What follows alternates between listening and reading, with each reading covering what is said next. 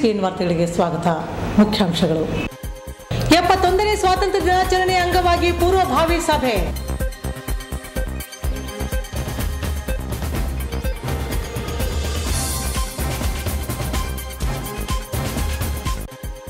ಮತ್ತು ಶ್ರೀ ರಾಘವೇಂದ್ರ ಸ್ವಾಮಿಗಳ ಮಠದಲ್ಲಿ ಶ್ರೀ ರಾಯರ ಮಧ್ಯಾರಾಧನೆ ಕಾರ್ಯಕ್ರಮ.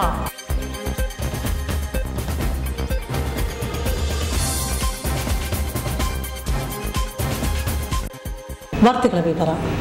ಗಂಗಾವತಿಯ ಜಯನಗರದ ಶ್ರೀ ಸತ್ಯನಾರಾಯಣ ದೇವಸ್ಥಾನದಲ್ಲಿ ಶ್ರೀ ರಾಘವೇಂದ್ರ ಸ್ವಾಮಿಗಳ 346ನೇ ಆರಾಧನಾ ಮಹೋತ್ಸವದ ಅಂಗವಾಗಿ ಮಹಾರಥೋತ್ಸವ ಕಾರ್ಯಕ್ರಮ ವಿಜೃಂಭಣೆಯಿಂದ ನಡೆಯಿತು.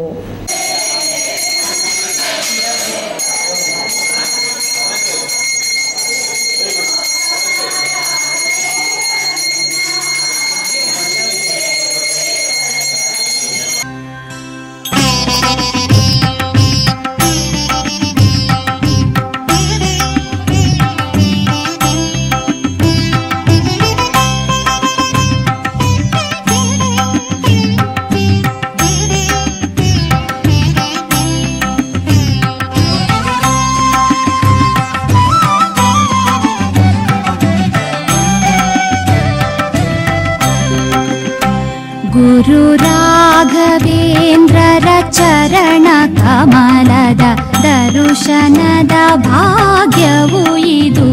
ರಘು ಚರಣಗಳ ಗುರು ಕಮಲ ನಯನವು ಸ್ಪರ್ಶಿಸಿದ ಸಮಯವು ಇದು. ಗುರು ರಾಘವೇಂದ್ರ ಯೋಗೀಂದ್ರ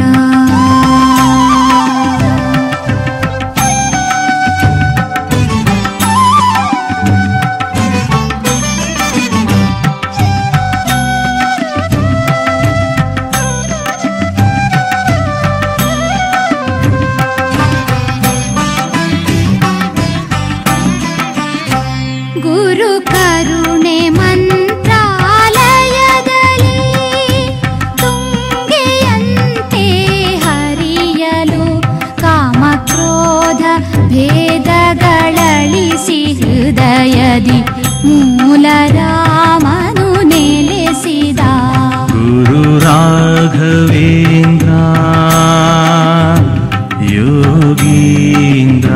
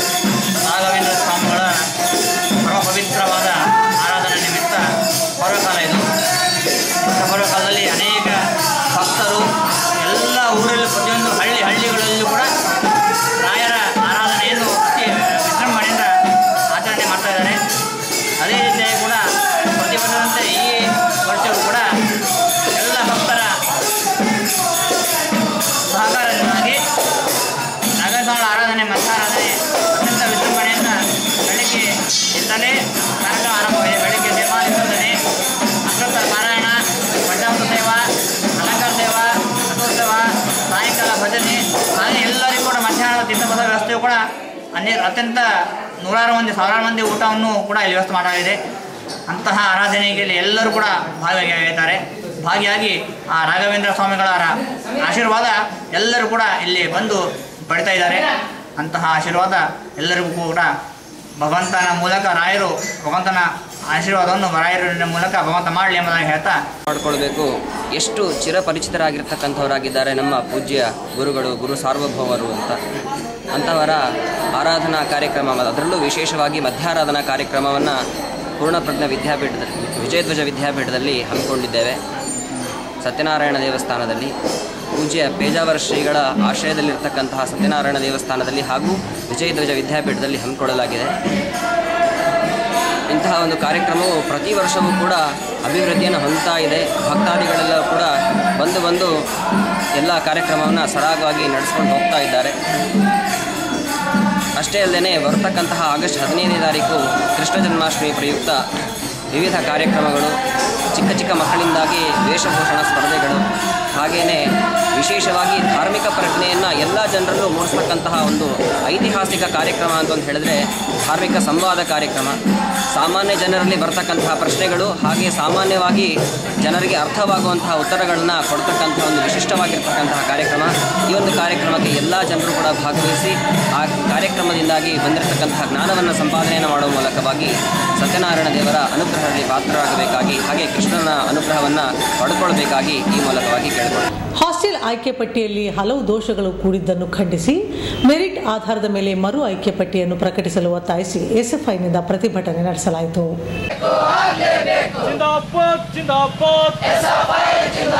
ಹಾಸ್ಟೆಲ್ ಆಯ್ಕೆ ಪಟ್ಟಿಯನ್ನು ಪ್ರಕಟಿಸಿರುವುದನ್ನು ಎಸ್ಎಫ್ಐ ಸಂಘಟನೆ ವಿರೋಧ ಮಾಡುತ್ತದೆ.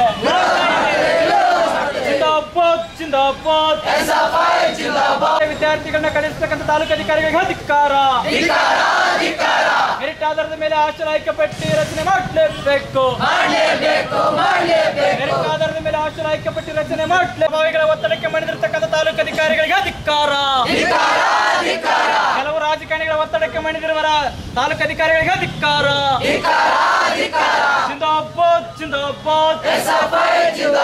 ಎಲ್ಲ ಹಾಸ್ಟೆಲ್ ಅರ್ಜಿಯಾಗಿರ್ತಕ್ಕಂಥ ಎಲ್ಲ ವಿದ್ಯಾರ್ಥಿಗಳಿಗೆ ಹಾಸ್ಟೆಲ್ ಆಯ್ಕೆ ಪಟ್ಟಿಯಲ್ಲಿ ಹಲವು ದೋಷಗಳನ್ನು ಕೂಡಿದ್ದನ್ನು ಖಂಡಿಸಿ ಮೆರಿಟ್ ಆಧಾರದ ಮೇಲೆ ಮರು ಆಯ್ಕೆ ಪಟ್ಟಿಯನ್ನು ಪ್ರಕಟಿಸಲು ಒತ್ತಾಯಿಸಿ ಎಸ್ಎಫ್ಐನಿಂದ ಪ್ರತಿಭಟನೆ ನಡೆಸಲಾಯಿತು.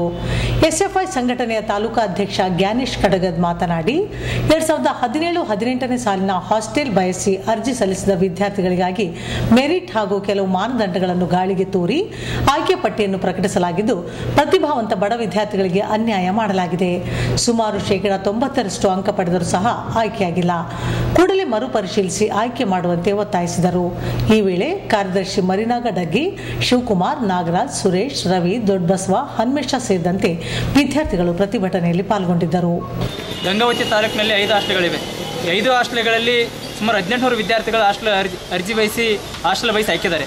ಅಂಥ ವಿದ್ಯಾರ್ಥಿಗಳಿಗೆ ಇವತ್ತು ಇಲ್ಲಿರ್ತಕ್ಕಂಥ ತಾಲೂಕು ಅಧಿಕಾರಿಗಳು ಮತ್ತೇನು ಹಾಸ್ಟೆಲ್ ಆಯ್ಕೆ ಕಮಿಟಿ ಅಧ್ಯಕ್ಷರಾಗಿರ್ತಕ್ಕಂಥ ಮಾನ್ಯ ಇಕ್ಬಾಲ್ ಅನ್ಸಾರಿ ಸಾಹೇಬರು ಮತ್ತು ಉಳಿದಂಗೆ ಸದಸ್ಯ ಕಮಿಟಿ ಆಗಿರ್ತಕ್ಕಂಥ ಮಾನ್ಯ ತಹಸೀಲ್ದಾರ್ ಅವರು ಮತ್ತು ಮಾನ್ಯ ಇಒ ಸಾಹೇಬರು ಎಲ್ಲರೂ ಕೂಡಿಕೊಂಡು ಈ ಹಾಸ್ಟೆಲ್ ಆಯ್ಕೆ ಪಟ್ಟಿ ಪ್ರಕಟಣೆ ಮಾಡಬೇಕಂತೇಳಿ ಆದೇಶ ಇದೆ.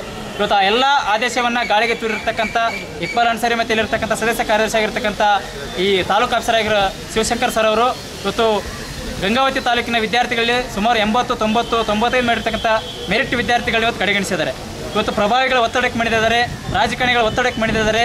ಇವತ್ತು ಇಲ್ಲಿರ್ತಕ್ಕಂಥ 55, 60, 70 ಮಾಡಿರ್ತಕ್ಕಂಥ ವಿದ್ಯಾರ್ಥಿಗಳಿಗೆ ಸೀಟನ್ನು ಕೊಟ್ಟಿದ್ದಾರೆ. ಅದೇ ದುರಂತ 95, 91 ಮಾಡಿರ್ತಕ್ಕಂಥ ಬಡ ವಿದ್ಯಾರ್ಥಿಗಳಿಗೆ ಸೀಟನ್ನು ಕೊಡಲಿಕ್ಕೆ ಆಗಿಲ್ಲ. ಹಾಗಾಗಿ ಮಾನ್ಯ ತಾಲೂಕು ಆಫೀಸರ್ ಜೊತೆ ಮಾತಾಡಿದ್ರೆ ಸಹ ಇವತ್ತು ಇರ್ತಕ್ಕಂಥ ವಿದ್ಯಾರ್ಥಿಗಳೆಲ್ಲರೂ ಕರ್ಕೋಬೇಕಂತೇಳಿ ಎಸ್ಎಫ್ಐನ ಡಿಮ್ಯಾಂಡ್ ಇದೆ. ಇವತ್ತು ಈ ಆಯ್ಕೆ ಪಟ್ಟಿಯನ್ನು ಹಚ್ಚಿದ್ದಾರೆ. ಈ ಆಯ್ಕೆ ಪಟ್ಟಿ ಹಲವಾರು ಅನುಮಾನಗಳಿಂದ ಕೂಡಿದೆ. ಇವತ್ತು ಕೆಲ ರಾಜಕೀಯ ವ್ಯಕ್ತಿಗಳಿಂದ ಕೈವಾಡಿಂದ ಕೂಡಿದೆ ಮತ್ತು ಅದರ ಲೋಪದೋಷಗಳು ಹಲವಾರು ಇವೆ. ಇವತ್ತು ಮೆರಿಟ್ ಆಧಾರದ ಸಭೆ ಸೇರಬೇಕು, ಸಭೆ ಸೇರಿಲ್ಲ. ಯಾವ ದಂಡಾಧಿಕಾರಿಗಳು ಎಲ್ಲಿ ಸಭೆ ಸೇರಿಲ್ಲ. ಆ ಪ್ರೊಡ್ಯೂಸಿಂಗ್ ಕಾಪಿ ಕೊಡ್ಬೇಕಂತ ಎಸ್ಎಫ್ಐನ ಒತ್ತಾಯ ಇದೆ. ಹಾಗಾಗಿ ಆ ಸಭೆಯಲ್ಲಿ ಸೇರಿದ್ರು ಯಾವ ರೀತಿ ಆಯ್ಕೆ ಪಟ್ಟಿ ಪ್ರಕಟಣೆ ಮಾಡಿದಾರೆ ಅಂತೇಳಿ ಎಸ್ಎಫ್ಐ ಸಂಘಟನೆ ಒತ್ತಾಯ ಮಾಡುತ್ತೆ. ಅಲ್ಲಿವರೆಗೂ ನಾವು ಈ ಆಯ್ಕೆ ಪಟ್ಟಿಯನ್ನು ರದ್ದು ಮಾಡಬೇಕು, ಹೊಸ ಆಯ್ಕೆ ಪಟ್ಟಿ ಹಚ್ಚಬೇಕಂತೇಳಿ ಎಸ್ಎಫ್ಐ ಆಗಸ್ಟ್ 15ರಂದು ನಡೆಯುವ 71ನೇ ಸ್ವಾತಂತ್ರ್ಯ ದಿನಾಚರಣೆ ಅಂಗವಾಗಿ ನಗರದ ಶ್ರೀಕೃಷ್ಣ ದೇವರಾಯ ಭವನದಲ್ಲಿ ತಾಲೂಕಾ ಆಡಳಿತದಿಂದ ಪೂರ್ವಭಾವಿ ಸಭೆಯನ್ನು ನಡೆಸಲಾಯಿತು. ಆಗಸ್ಟ್ 15ರಂದು ನಡೆಯುವ 71ನೇ ಸ್ವಾತಂತ್ರ್ಯ ದಿನಾಚರಣೆಯ ಅಂಗವಾಗಿ ನಗರದ ಶ್ರೀಕೃಷ್ಣ ದೇವರಾಯ ಭವನದಲ್ಲಿ ತಾಲೂಕಾ ಆಡಳಿತದಿಂದ ಪೂರ್ವಭಾವಿ ಸಭೆಯನ್ನು ನಡೆಸಲಾಯಿತು. ಸ್ವಾತಂತ್ರ್ಯ ದಿನಾಚರಣೆಯ ಪೂರ್ವಭಾವಿ ಸಭೆಯಲ್ಲಿ ಅಧಿಕಾರಿಗಳು ಗೈರಾಗುತ್ತಿದ್ದಾರೆ, ಅವರ ಬಗ್ಗೆ ಕಠಿಣ ಕ್ರಮ ಜರುಗಿಸಬೇಕು ಹಾಗೂ ಪ್ರತಿ ವರ್ಷ ಮೈದಾನದಲ್ಲಿ ಸೌಲಭ್ಯಗಳ ಕೊರತೆ ಇರುತ್ತಿದೆ, ಕೂಡಲೇ ಅವುಗಳನ್ನು ಪರಿಶೀಲಿಸಿ ಮುಂಜಾಗ್ರತೆ ವಹಿಸಬೇಕೆಂದು ಒತ್ತಾಯಿಸಲಾಯಿತು. ಕನ್ನಡ ಪರ ಸಂಘಟನೆ ಮುಖಂಡರು ಮಾತನಾಡಿ 32 ಇಲಾಖೆಯ ಅಧಿಕಾರಿಗಳು ಸರಿಯಾಗಿ ದಿನಾಚರಣೆಯಲ್ಲಿ ಪಾಲ್ಗೊಳ್ಳುತ್ತಿಲ್ಲ ಹಾಗೂ ಕುಡಿಯುವ ನೀರು, ಸರ್ಕಲ್ ಅಲಂಕಾರ ಸರಿಯಾಗಿ ನಿರ್ವಹಿಸಬೇಕು ಎಂದರು.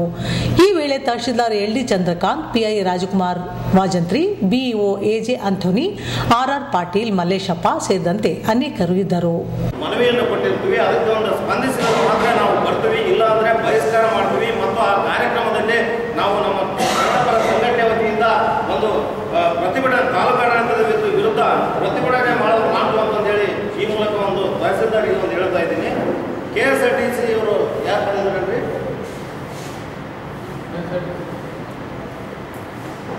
ಪ್ರತಿ ಸಲ ಸಿಟಿ ಬಸ್ ಬಿಡ್ಬೇಕಂತ ನಾವು ಹೇಳ್ತಾ ಇದ್ದೀವಿ. ಸಿಟಿ ಬಸ್ ಬಿಡ್ತಾ ಇಲ್ಲ ಅಲ್ಲ, ಅದು 5 ರೂಪಾಯಿ 10 ರೂಪಾಯಿ ಏನು ಚಾರ್ಜ್ ಆಗ್ತದೆ. ಜನ ಬರ್ತಾರೆ ಸರ್, ಅಲ್ಲಿ ಯಾವ ಸಾಂಸ್ಕೃತಿಕ ಕಾರ್ಯಕ್ರಮಗಳು ಇರ್ತಾವೆ ಅಂತಂದು ಹೇಳಿದೆ. ಆಮೇಲೆ BO ಸಾಹೇಬ್ರಿಗೆ ಹೇಳ್ತೀನಿ, ಡೊನೇಷನ್ ನೋಡಿದರೆ ವಿಪರೀತ ತಗೊಂತಾ ಇದ್ದಾರೆ. ಇವತ್ತು ಖಾಸಗಿ ಶಾಲೆಯ ಬಸ್ಸುಗಳು 1-2 ಬಸ್ಗಳನ್ನು ಬಿಡುವಂಥ ಕೆಲಸವನ್ನು ಮಾಡ್ಬೇಕಂತಂದು ಹೇಳ್ರಿ. ಹಿಂದಕ್ಕೆ ವಿಜಯಕುಮಾರ್ ಸರ್ ಇದ್ದಾಗ ಪ್ರತಿಯೊಂದು ಸ್ಕೂಲಿನ ಬಸ್ಸುಗಳನ್ನು ಬಿಡುವಂಥ ಕೆಲಸವನ್ನು ಮಾಡಿದ್ರು. ಆ ಥರ ನೀವು ಮಾಡಿ ಅಂತಂದು ಹೇಳ್ತೀನಿ.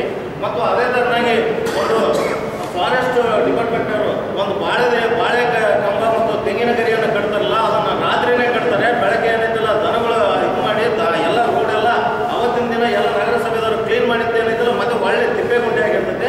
ಅದನ್ನು ಬೆಳಗ್ಗೆ ಕಟ್ಟುವಂಥ ಕೆಲಸವನ್ನು ಮಾಡ್ಬೇಕಂತಂದೇಳಿ ನಾವು ಈಗ ಹೇಳ್ತಾ ಇದ್ದೀನಿ. ಮತ್ತು ಅದೇ ಥರನಾಗಿ ನಗರಸಭೆದವರು ಕೆಲವೊಂದು ಪಾಯಿಂಟ್ಸ್ ಹಾಕೊಂಡು ಸರ್ ಇಂಥವು ಆಗ್ತಾ ಇಲ್ಲ ಅಂತ ಮುಂದಿನ ಸಲ ಹೇಳ್ರಿ ನೀವು. ನಗರಸಭೆದವರು ಪ್ಲಾಸ್ಟಿಕ್ ನಿಷೇಧ ಅಂತ ಬರೀ ಪೇಪರ್ನಲ್ಲಿ ಮಾತ್ರ ಬರ್ತಾ ಇದೆ. ಪ್ಲಾಸ್ಟಿಕ್ ನಿಷೇಧ ಏನು ಮಾಡಿದ್ರಿ ನೀವು? ಪ್ಲಾಸ್ಟಿಕ್ ನಿಷೇಧ ಆಗಿಲ್ಲ. ಅದೇ ಥರನಾಗಿ ರಸ್ತೆಗಳಿಗೆ ನಾವು ಸ್ವಾತಂತ್ರ್ಯ ಹೋರಾಟಗಾರರ ಹೆಸರನ್ನ ನಾಮಕರಣ ಮಾಡಬೇಕು ಅಂತಂದು ನಾವು ಪ್ರತಿ ಸಲ ಕೇಳ್ತಾ ಇದ್ದೀವಿ. ಅದಕ್ಕೂ ನೀವು ಕಿವಿಯಲ್ಲಿ ಹಾಕೊಂಡು ಹೋಗ್ತಾ ಇದ್ದೀರಿ, ಅದೇನಿದ್ರೆ ಗಾಳಿ ಕೊಡ್ತಾ ಇದ್ದೀರಿ ಅಂತ ನಮ್ಮ ಅನಿಸಿಕೆ. ಒಂದು ಎಲ್ಲ ಅಧಿಕಾರಿಗಳಿಗೆ ಆರ್ಡರ್ ಮಾಡಿ ಸರ್, ಅವತ್ತು ಎಲ್ಲರೂ ಭಾಗವಹಿಸಿ ಕೇಳಿದ್ರು. ಪ್ರತಿಯೊಬ್ಬರಿಗೆ ಆರ್ಡರ್ ಮಾಡಿರಿ. ನೀವು ಅವ್ರು ಏನು ಮಾಡ್ತಾರ ಇಲ್ಲೆಲ್ಲರ ಮುಂದೆ ಹೇಳ್ತೀರಿ ಆಮೇಲೆ ಅಲ್ಲಿ ಏನು ಮಾಡ್ತಾರ ಸ್ವಲ್ಪ ಬಂದಂಗೆ ಮಾಡಿ ಮನೆಗೆ ಹೋಗ್ಬಿಡ್ತಾರೆ. ಯಾರೂ ಬರ್ತಾ ಇಲ್ಲ. ನೀವು ಆರ್ಡರ್ ಮಾಡಿ ಸರ್. 32 ಇಲಾಖೆಯವರಿಗೆ ಆರ್ಡರ್ ಮಾಡಿ ಏನು ಅಧಿಕಾರಿಗಳನ್ನು ಭಾಗವಹಿಸಿ ಕೇಳಿ ಸರ್. ಪ್ರತಿಯೊಬ್ಬರಿಗೆ ಎಷ್ಟು ಮಂದಿ ಅದ ಸರ್? ಇದು 71ನೇ ಸ್ವಾತಂತ್ರ್ಯ ದಿನೋತ್ಸವ ಅಂದರೆ ಹೆಂಗಿರ್ಬೇಕು ಸರ್? ನಮ್ಮ ಒಬ್ಬರದ ಇದು ಇಡೀ ನಮ್ಮ ದೇಶದ್ದು ಗೌರವ ಉಳಿಸ್ಬೇಕಂದ್ರೆ ನಾವೆಲ್ಲರೂ ಭಾಗವಹಿಸಬೇಕು. 32 ಜನರಿಗೂ ಅಧಿಕಾರಿಗಳಿಗೆ ವೇದಿಕೆ ಮೇಲೆ ಆಸನ ವ್ಯವಸ್ಥೆ ಮಾಡಿ ಗೊತ್ತಾಗುತ್ತೆ ಎಷ್ಟು ಜನ ಬಂದರು. ಎಲ್ಲ ತಾಲೂಕಿನ 32 ಜನ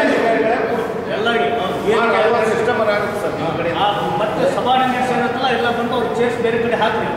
ಅಧಿಕಾರಿಗಳೆಲ್ಲ ಒಂದು ಕ್ಯಾಬಿನ್ ಮಾಡಬೇಕು.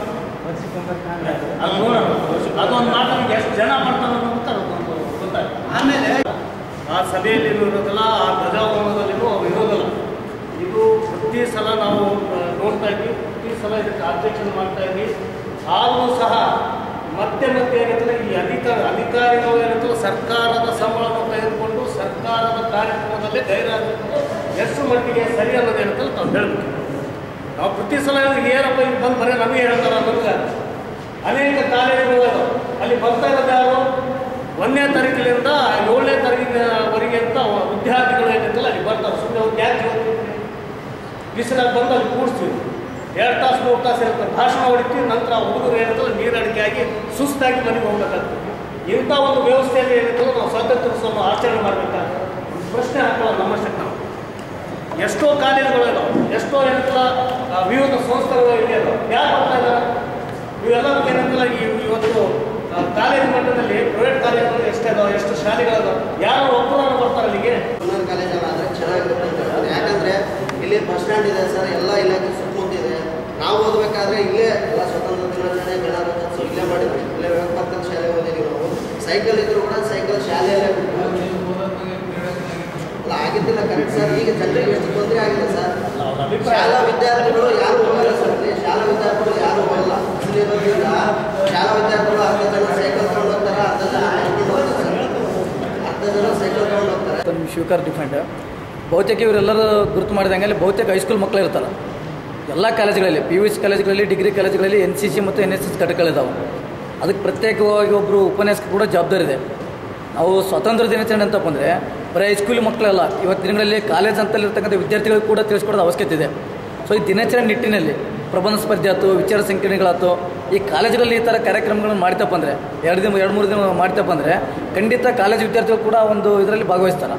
ಸೊ ಅವಾಗೆ ಸರ್ ಹೇಳ್ದಂಗೆ ಅಲ್ಲಿ ಹೈಸ್ಕೂಲ್ ಮಕ್ಕಳು ಇರ್ತಾರೆ ಮತ್ತು ಕಾಲೇಜ್ ಮಕ್ಕಳು ಇರ್ತಾರೆ. ಮತ್ತು ಬರೀ scouts and guides, NCC, NSS ಮಕ್ಕಳು, ಹೈಸ್ಕೂಲ್ ಮಕ್ಕಳು ಮಾತ್ರ ಇರ್ತಾರೆ. ಆ ಕಾಲೇಜಲ್ಲಿ ಇರ್ತಕ್ಕಂಥ NCC, NSS ಘಟಕದವ್ರು ಯಾರೂ ಇರೋಲ್ಲ. ಅವರಿಗೂ ಕೂಡ ನೀವೊಂದು ನಿಮ್ಮ ಇಲಾಖೆಯಿಂದ, ಯಾಕಂದರೆ ನೀವು ರಾಷ್ಟ್ರೀಯ ಸಮಿತಿ ರಾಷ್ಟ್ರ ದಿನಾಚರಣೆ ಹಬ್ಬದ ಸಮಿತಿ ಅಧ್ಯಕ್ಷರಿರೋದ್ರಿಂದ ನೀವೆಲ್ಲ ಕಾಲೇಜುಗಳಿಗೆ ಗಂಗಾವತಿ ನಗರದಲ್ಲಿ ಸುಮಾರು ಒಂದು 20-30 ಕಾಲೇಜುಗಳಿದಾವೆ. ಅದು ಖಾಸಗಿ ಕಾಲೇಜ್ ಇರ್ಬೋದು, ಗೌರ್ಮೆಂಟ್ ಕಾಲೇಜುಗಳಿರ್ಬೋದು.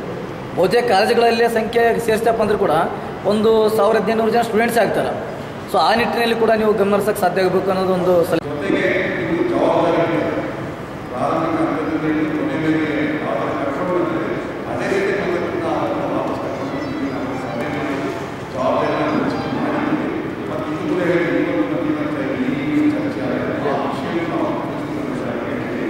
ಈ ವರ್ಷ ಬಹಳಷ್ಟು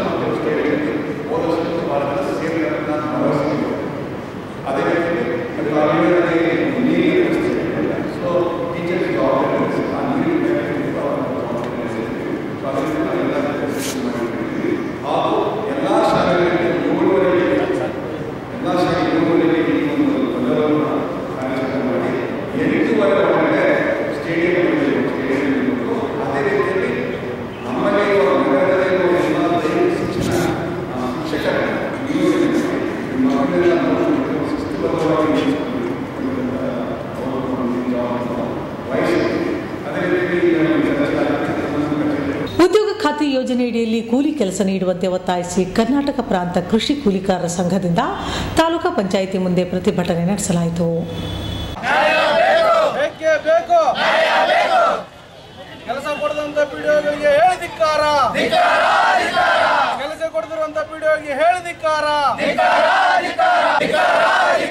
ಜನರನ್ನು ಪಂಚಾಯತ್ ಅಲ್ಲಾಡಿಸುವಂತ ಪಿಡಿಒಗೆ ಹೇಳಿದಿಕ್ಕಾರ. ಕರ್ನಾಟಕ ಪ್ರಾಂತ ರೈತ ಸಂಘದ ಹೋರಾಟಕ್ಕೆ ಪಂಚಾಯತಿಗೆ ಹೇಳಿದಿಕ್ಕಾರ, ತಾಲೂಕ್ ಪಂಚಾಯತಿಗೆ ಹೇಳಿದಿಕ್ಕಾರ. ಉದ್ಯೋಗ ಖಾತ್ರಿ ಯೋಜನೆಯಡಿಯಲ್ಲಿ ಕೂಲಿ ಕೆಲಸ ನೀಡುವಂತೆ ಒತ್ತಾಯಿಸಿ ಕರ್ನಾಟಕ ಪ್ರಾಂತ ಕೃಷಿ ಕೂಲಿಕಾರರ ಸಂಘದಿಂದ ತಾಲೂಕಾ ಪಂಚಾಯಿತಿ ಮುಂದೆ ಪ್ರತಿಭಟನೆ ನಡೆಸಲಾಯಿತು. ತಾಲೂಕಿನ ವೆಂಕಟಗಿರಿ ಹಾಗೂ ಚಿಕ್ಕಬೆಣಕಲ್ ಗ್ರಾಮಗಳಲ್ಲಿ ಉದ್ಯೋಗ ಖಾತ್ರಿ ಕೆಲಸ ನೀಡುವಂತೆ ಅರ್ಜಿ ಸಲ್ಲಿಸಿ 2 ತಿಂಗಳು ಕಳೆದಿದೆ. ಆದರೆ ಇದುವರೆಗೂ ಕೆಲಸ ನೀಡುತ್ತಿಲ್ಲ ಹಾಗೂ ಈ ಹಿಂದೆ ಕೆಲಸ ಮಾಡಿದ ಕೂಲಿ ಹಣ ನೀಡಿಲ್ಲ. ಕೂಡಲೇ ಕೆಲಸ ಹಾಗೂ ಕೂಲಿ ಹಣ ನೀಡುವಂತೆ ಒತ್ತಾಯಿಸಿದರು. ಈ ವೇಳೆ ಕೃಷಿ ಕೂಲಿಕಾರರ ಸಂಘದ ಜಿಲ್ಲಾ ಕಾರ್ಯದರ್ಶಿ ಬಸವರಾಜ್, ಶಿವಕುಮಾರ್, ಚಾಂದ್ಬಿ, ರಮೇಶ್, ಸಿದ್ದು, ಶಿವಮ್ಮ, ರಾಮಣ್ಣ ಸೇರಿದಂತೆ ಅನೇಕರು ಇದ್ದರು. ಇವತ್ತು ಕರ್ನಾಟಕ ಪ್ರಾಂತ ರೈತ ಸಂಘದಿಂದ ಪ್ರಮುಖವಾಗಿ 2 ಗ್ರಾಮ ಪಂಚಾಯಿತಿಯಲ್ಲಿ ಕೆಲಸ ಕೊಡ್ತಾ ಇಲ್ಲ, ವೆಂಕಟಗಿರಿ ಮತ್ತು ಚಿಕ್ಕಬೆಣಕಲ್. ಸುಮಾರು 2 ತಿಂಗಳಿಂದ ಕೆಲಸ ಬೇಕಂತಂದು ಅರ್ಜಿ ಕೊಟ್ಟು ಇವತ್ತು ಕೆಲಸ ಕೊಡ್ತಾ ಇಲ್ಲ. ಇಡೀ ತಾಲೂಕು ಬರಗಾಲ ಅಂತಂದು ಘೋಷಣೆ ಆಗಿ ಬರಗಾಲದಲ್ಲಿ ಜನ ಗುಳೆ ಹೋಗಬಾರ್ದು ಅಂತಂದೇಳಿ ಒಂದು ಉದ್ಯೋಗ ಖಾತ್ರಿ ಯೋಜನೆ ಜಾರಿಗೆ ತಂದ್ರು ಸಮಿತಿಗೆ. ಅಧಿಕಾರಿಗಳ ಅಸಡ್ಡೆತನದಿಂದ ಇವತ್ತು ಅಲ್ಲಿ ಕೆಲಸ ಸಿಗ್ತಾ ಇಲ್ಲ. ಹಂಗಾಗಿ ಕೆಲಸ ಕೊಡ್ಬೇಕಂತಕ್ಕಂಥದ್ದನ್ನು ಒತ್ತಾಯ ನಾವು ಮಾಡೋಕ್ಕಾಗಿ ಇವತ್ತು ನಾವು ಬಂದ್ವಿ. ಕೂಡಲೇ ಅಧಿಕಾರಿಗಳು ಇಲ್ಲಿ ಬಂದು ಸಂಬಂಧಪಟ್ಟಂಥ PDOಗಳು ಬಂದು ಕೂಡಲೇ ಅವ್ರಿಗೆ ಕೆಲಸ ಕೊಡಬೇಕು ಮತ್ತು ಬಾಕಿ ಇರ್ತಕ್ಕಂಥ ಕೂಲಿಯನ್ನು ಪಾವತಿ ಮಾಡಬೇಕು. ಮತ್ತು ರೈತರು ಏನು ಇವತ್ತು ಟ್ಯಾಕ್ಟ್ರಿಗೆ ಕಳಿಸ್ತಾ ಇದ್ದಾರೆ, ಅವರು ಆ ಊರಿನ ಜನರಿಗೆ ಒಳ್ಳೆಯದಾಗಲಿ ಅಂತಂದು ಟ್ಯಾಕ್ಟ್ರಿ ಕಳಿಸ್ತಿದ್ದಾರೆ. ಆ ಟ್ಯಾಕ್ಟ್ರಿ ರೈತರಿಗೂ ಸಮೇತ ಇವತ್ತು ಹಣ ಪಾವತಿ ಆಗ್ತಾ ಇಲ್ಲ.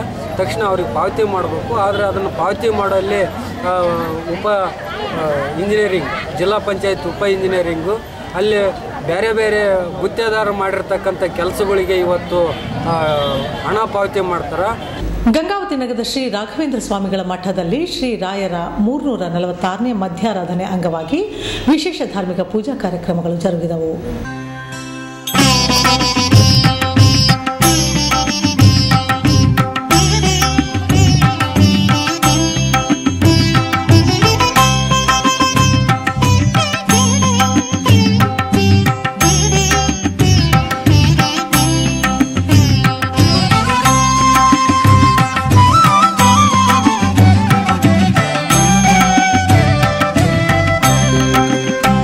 ಗುರು ರಾಘವೇಂದ್ರರ ಚರಣ ಕಮಲದ ದರ್ಶನದ ಭಾಗ್ಯವು ಇದು. ರಘು ಚರಣಗಳ ಗುರು ಕಮಲ ನಯನವು ಸ್ಪರ್ಶಿಸಿದ ಸಮಯವು ಇದು. ಗುರು ರಾಘವೇಂದ್ರ ಯೋಗೀಂದ್ರ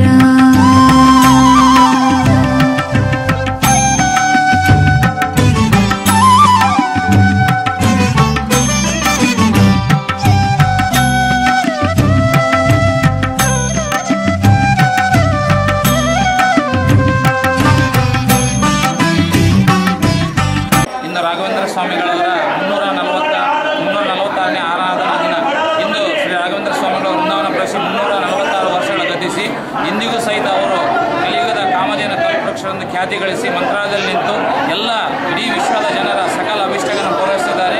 ಈ ಒಂದು ಆರಾಧನೆಯನ್ನು ರಾಘವೇಂದ್ರ ಸ್ವಾಮಿಗಳ ಎಲ್ಲ ಮೃತ್ತಿಕಾ ವೃಂದಾವನ ಸನ್ನಿಧಾನದಲ್ಲಿ ಅತಿ ವಿಜೃಂಭಣೆಯಿಂದ ಆಚರಿಸಿದ್ದು, ಗಂಗಾವತಿಯಲ್ಲೂ ಕೂಡ ಈ ಒಂದು ಆರಾಧನೆಯ ಮಹೋತ್ಸವನ ಅತಿ ವಿಜೃಂಭಣೆಯಿಂದ ಆಚರಿಸ್ತಿದ್ದೇವೆ.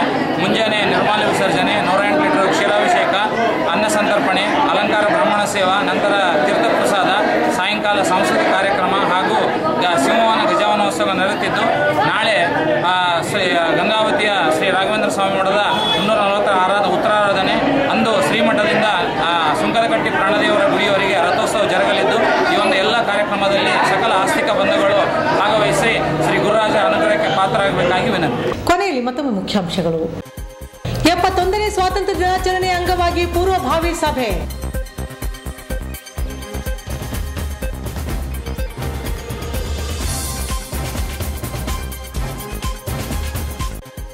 ಮತ್ತು ಶ್ರೀ ರಾಘವೇಂದ್ರ ಸ್ವಾಮಿಗಳ ಮಠದಲ್ಲಿ ಶ್ರೀ ರಾಯರ ಮಧ್ಯಾರಾಧನೆ ಕಾರ್ಯಕ್ರಮ.